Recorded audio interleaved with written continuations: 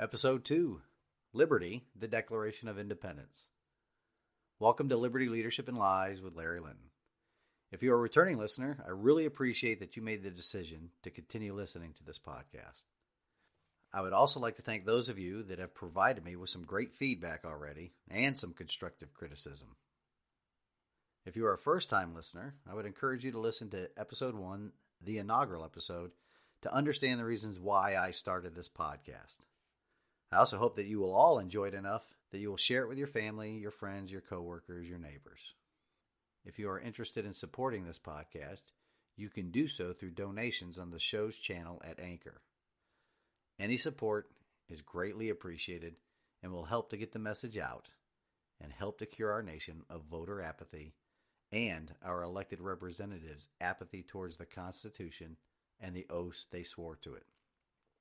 To contact the show, you can send an email to larry@libertyleadershipandlies.com. That is libertyleadershipandlies.com. All one word, no punctuation. In this episode, we're going to talk a little bit about the Declaration of Independence. And as we start this episode, I'd like to begin it with this premise.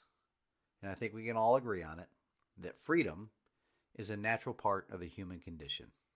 If you don't think that freedom is a natural part of the human condition, let me know. Tell me why. Shoot it to me in an email. But my faith, which tells me our Creator made us in His image, made us with this free will. We were made to be free and not suffer in bondage, whatever form that bondage takes. So we're going to discuss how the Declaration of Independence laid the foundation for our republic's great experiment in self-governance.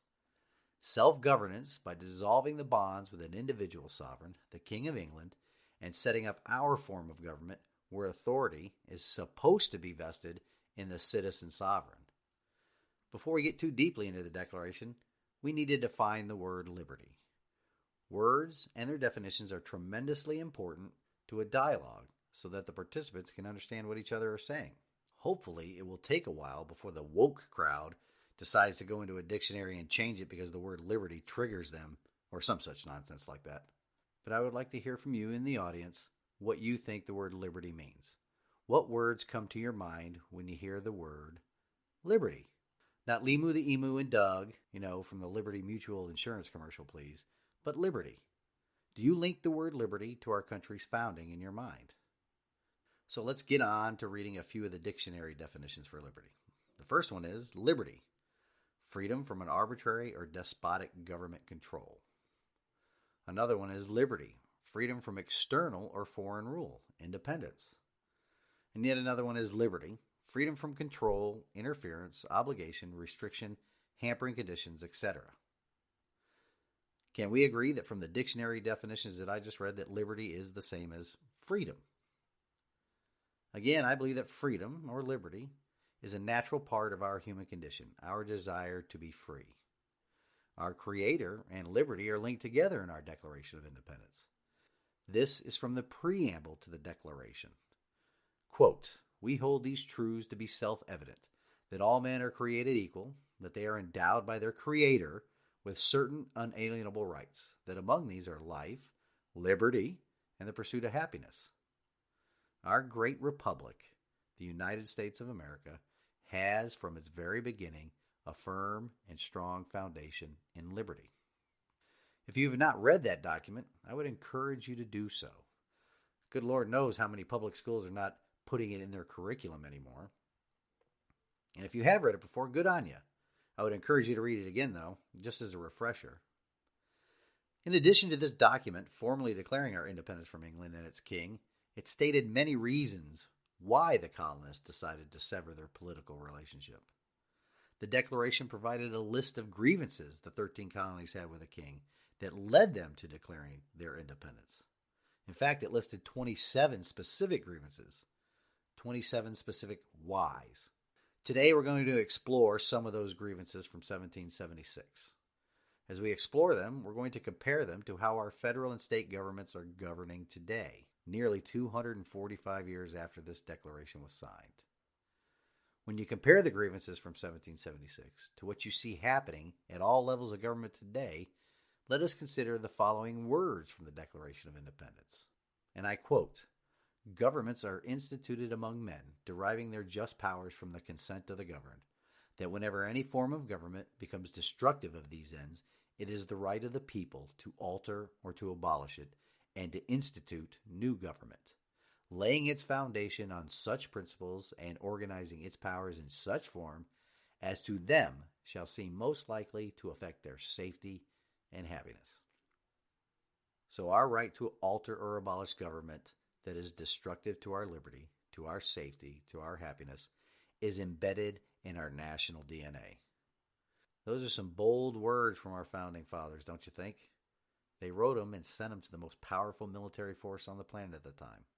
Our founding fathers recognized tyranny and our natural right to free ourselves from it. But do we today, the inheritors of liberty these patriots fought and died for, do we recognize tyranny in its many forms? I would argue a few of us don't. We also don't recognize the significance of those words and what they meant more than 200 years ago, and how revolutionary, pardon the pun, it was to put those words into an official document, basically committing treason to the crown, signing their names to it, and delivering it to the king. So let's start going down some of these grievances. The first one I would like to talk about is, and I quote, "He has obstructed the administration of justice by refusing his assent to laws for establishing judiciary powers." The key part of that grievance I would like to call your attention to is the obstructed the administration of justice. Originally, this grievance was put in the Declaration because the King of England would not allow any courts in the colonies to exist that he himself did not establish. This left a few of the colonies without courts of law for a long period of time. In other words, only the administration of justice that the king allowed was to be permitted in the colonies. This, in my mind, is remarkably like the two tiers of justice we see happening today. Often, though, the predominant thinking about how there are two tiers of justice are the ones that concern wealth. That is a dangerous way to think about them because it is a distraction. It is a wealth envy distraction, talked about by the political class to distract you and I from the actual different tiers of justice. I believe the actual two separate tiers can be put into the camps of one set of rules and laws for politicians and the politically connected versus the rules and laws for everybody else. There are plenty of rules for thee and not for me examples all over the country we could examine, especially lately in how the government officials, both elected and unelected, have dealt with this COVID-19 pandemic, where we see the political class, the new aristocracy, hold themselves to a much different standard than they insist, often through the force of law, the rest of us be held to. Heck, in fact, I think we could spend months just on the examples going around the country about these two different tiers of justice. Beauty salons and barbershops, restaurants, gyms, traveling, vacationing with family and friends, holiday gatherings. What do you think? Do you think there are two tiers of justice in our country today, just as I described them? Again, let me know if you agree or disagree. Send me an email. Are there any examples you can provide? What is happening where you live? Let's go on to another of the grievances listed in our declaration. And this one has been happening in our country for more than 100 years now. And I quote, "He has erected a multitude of new offices and sent hither swarms of officers to harass our people and eat out their substance." What does that sound like to you? Maybe a hint is needed. There are 2.7 million employees in these multitude of new offices. Here's another hint.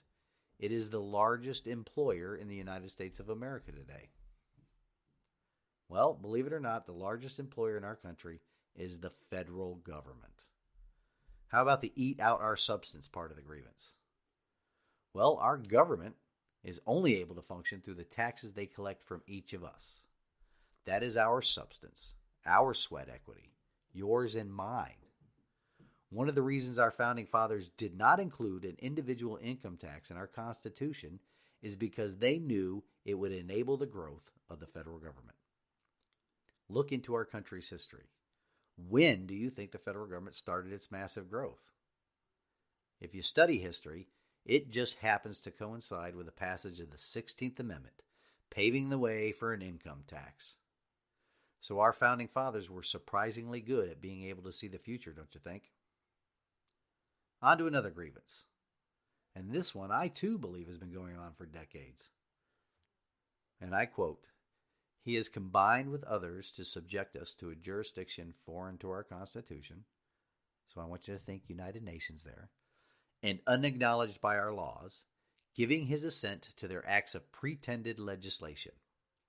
That pretended legislation could be, let's say, maybe the Paris Climate Accords or the Joint Comprehensive Plan of Action, that thing known as the Iran nuclear deal, or any of a number of trade deals that our government enacts or signs. In the United Nations, they got this little thing that they want everybody to sign. It's called the Small Arms Treaty, and it imposes restrictions on the sale and transfer of small arms and ammunition around the world.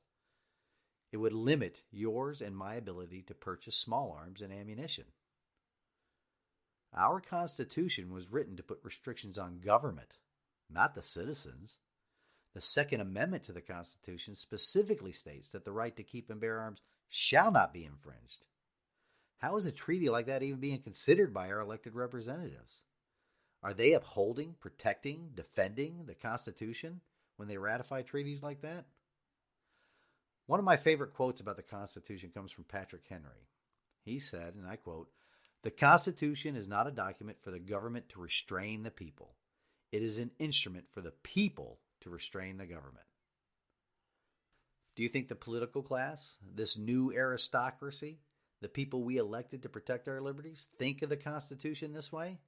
Or do they, and this applies to members of all political parties, suffer from apathy towards their fealty or their loyalty to our Constitution? I think we all know the answers to those questions.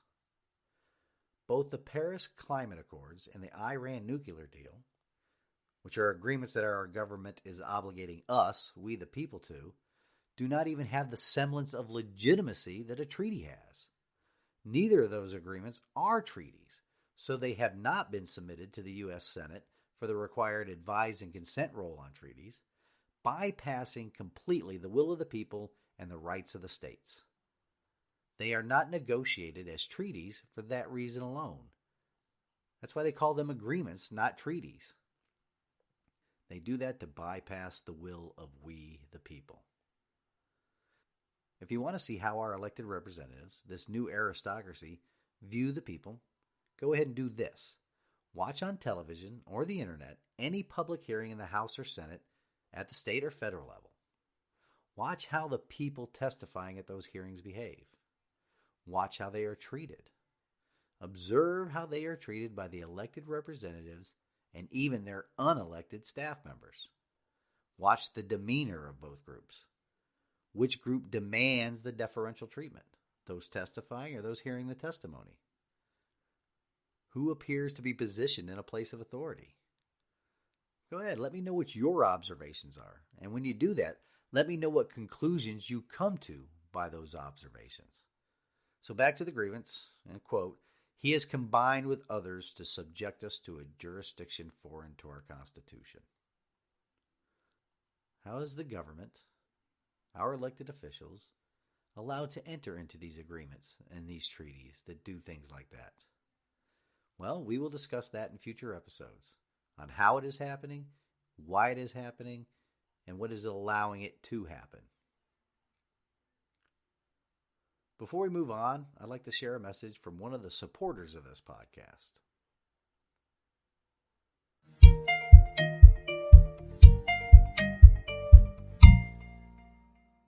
Litton Leadership and Management Consulting is a veteran-owned and operated consulting company. We are based out of Sevierville, Tennessee, with a local, national, and global reach.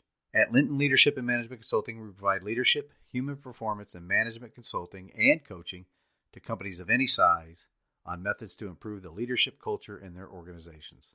Individual, one-on-one coaching and mentoring is available to individuals at all levels of the organization.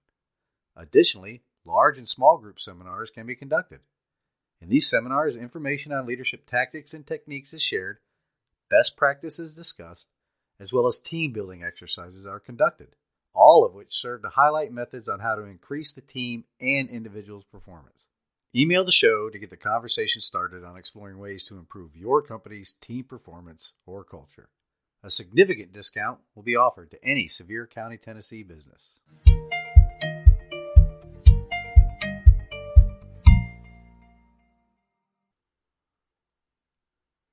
On to another grievance, and I absolutely love this one. From the Declaration, quote, "For imposing taxes on us without our consent." How many of you in the audience has ever contacted your state, local, or federal representatives and asked for a tax to be imposed on you? Honestly, you called them up or wrote them a letter and asked for a tax that you wanted to pay. I would argue that close to zero of you have ever done that. While there are many spending proposals in front of these legislative bodies that we may be an advocate for or may see a silver lining for, or how will it improve our streets, communities, highways, and whatnot, do you think the actual exact cost in the terms of our sweat equity, wages, or income, that our substance part, is clearly explained to us?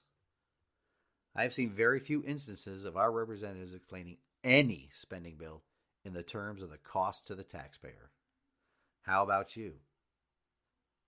We constantly hear about how much tax cuts cost the government.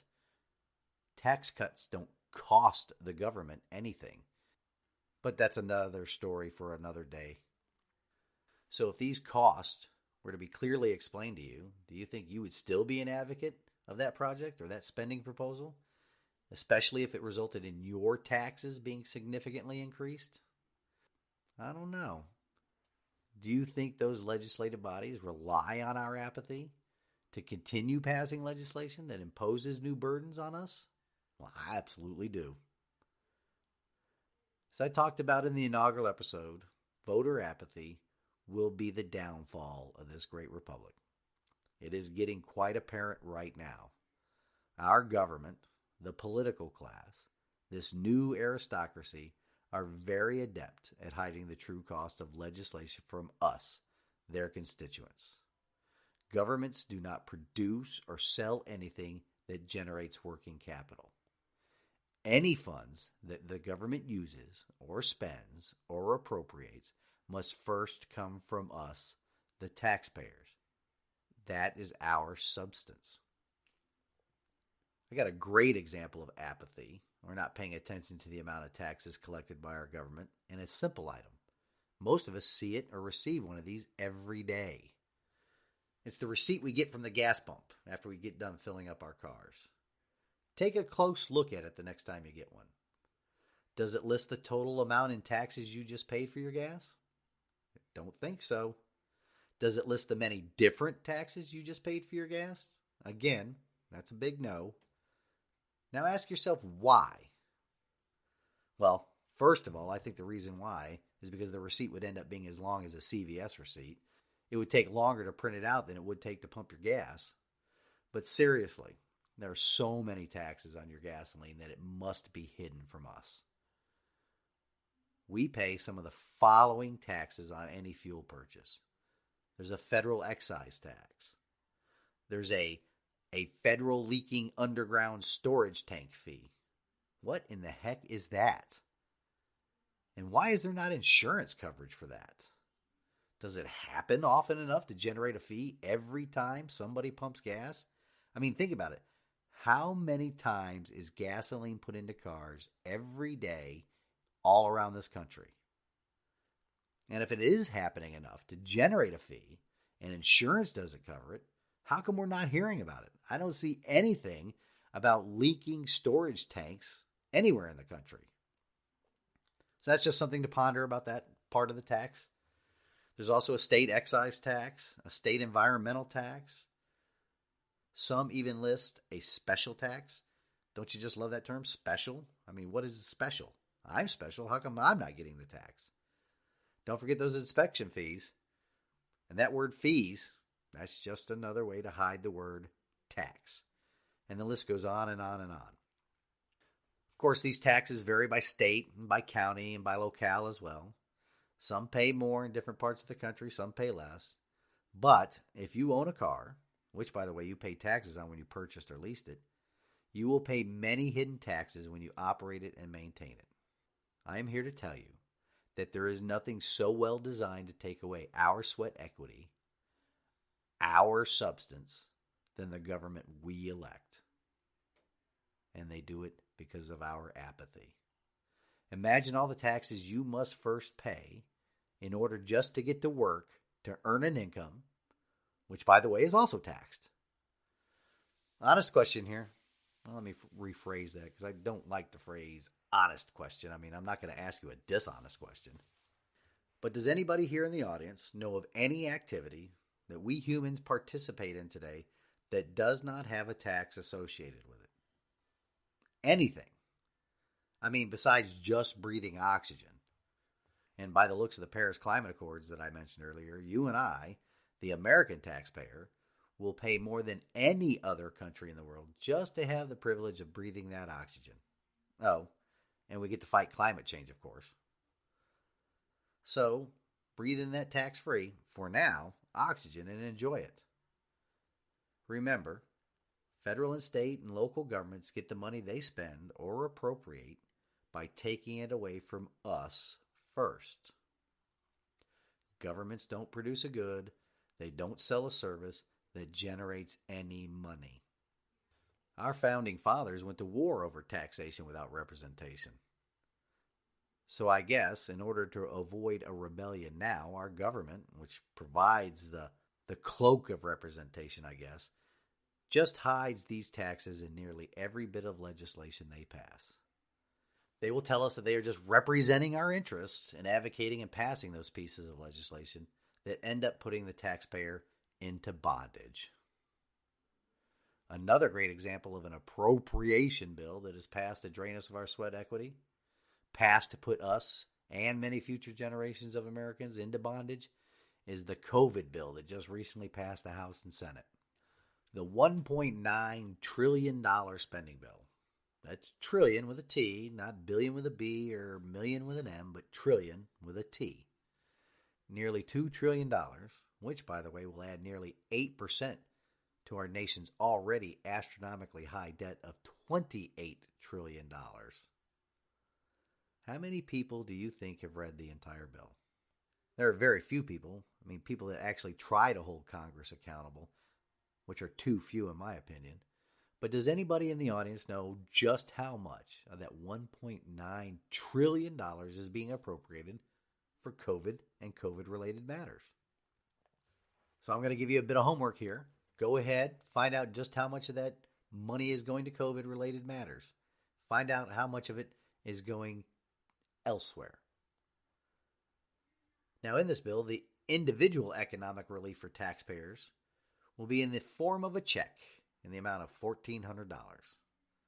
Here's some simple math before you go digging into the homework assignment, though. $1.9 trillion. If you divide that amount by an estimated population of 331 million people in the U.S. today, the amount of economic relief that could be distributed to every man, woman, and child alive in the U.S. today would be a little more than $5,700. Now, since the stimulus or taxpayer relief part of the bill is only going to taxpayers, and there's only about 150 million taxpayers in the U.S. today, the amount of economic relief that could be graciously distributed to them would be a little bit shy of $12,600 or so. I'd like you to notice how I use the word distributed and not given.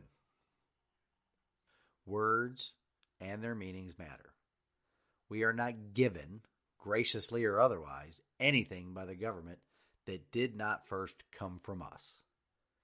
So they're distributing our own money to us in the form of future debt. Talk about a self-licking ice cream cone. Oh, but keep in mind, if you made more than $75,000 as an individual or $150,000 as a couple in 2019, pre-pandemic, right?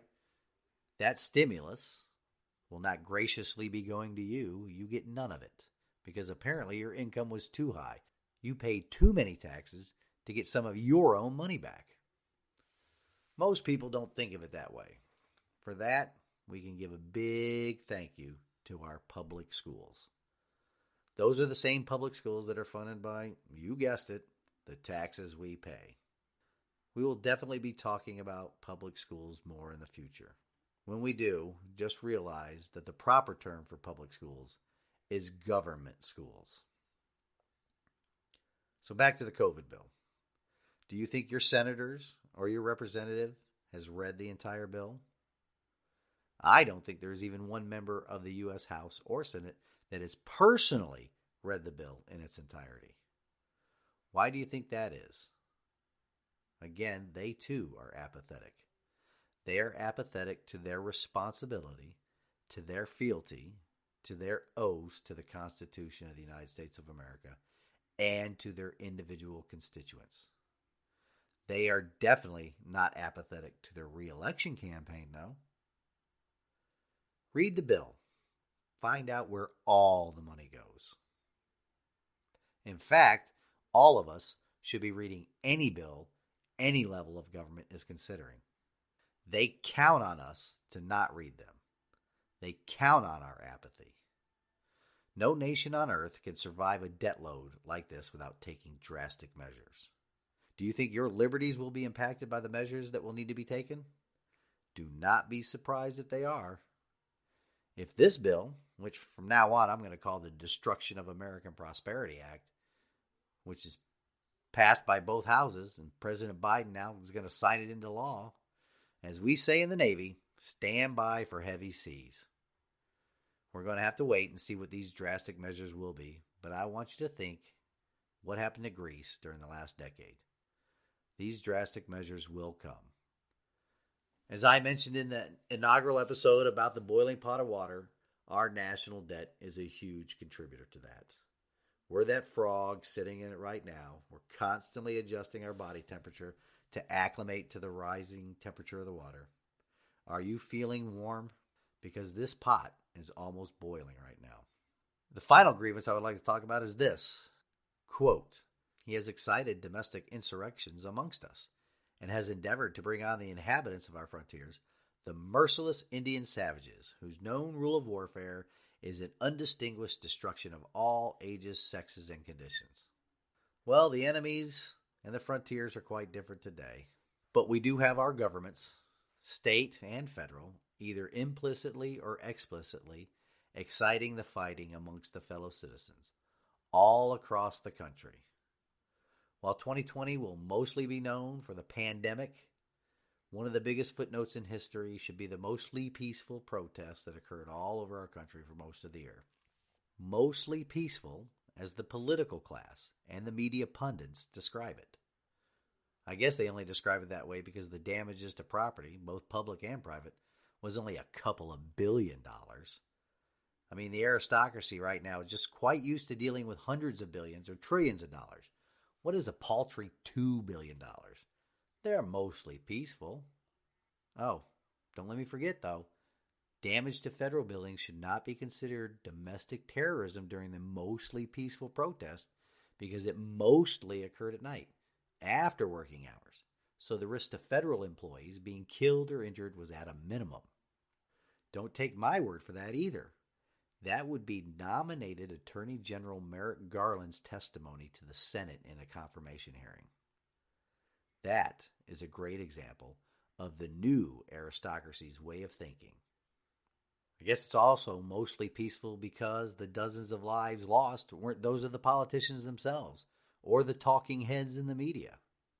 Well, that is about all we have time for today.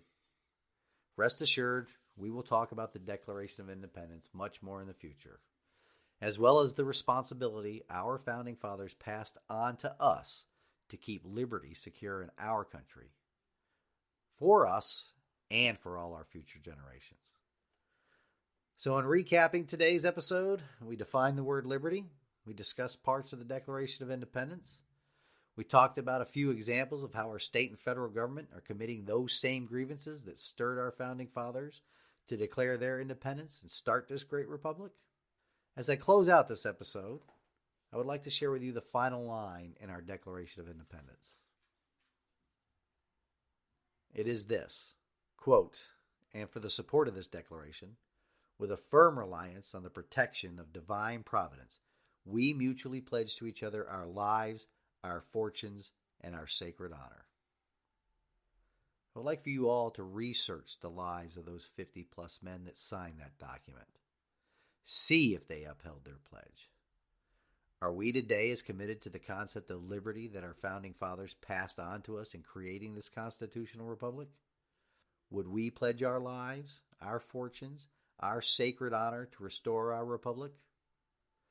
Or is most of the population too committed to doom scrolling to care about the actions our elected officials are committing to put us into bondage? I would also like to leave you all with this from God's Word.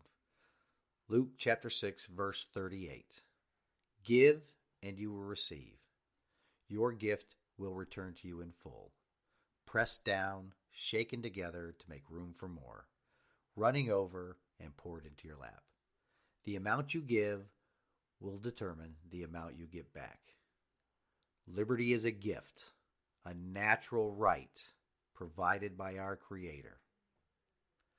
Thank you all for listening, and I pray that you enjoy the rest of your week. Until next time, I'm Larry Linton, and this has been Liberty, Leadership, and Lies. Reveille, it's time to wake up.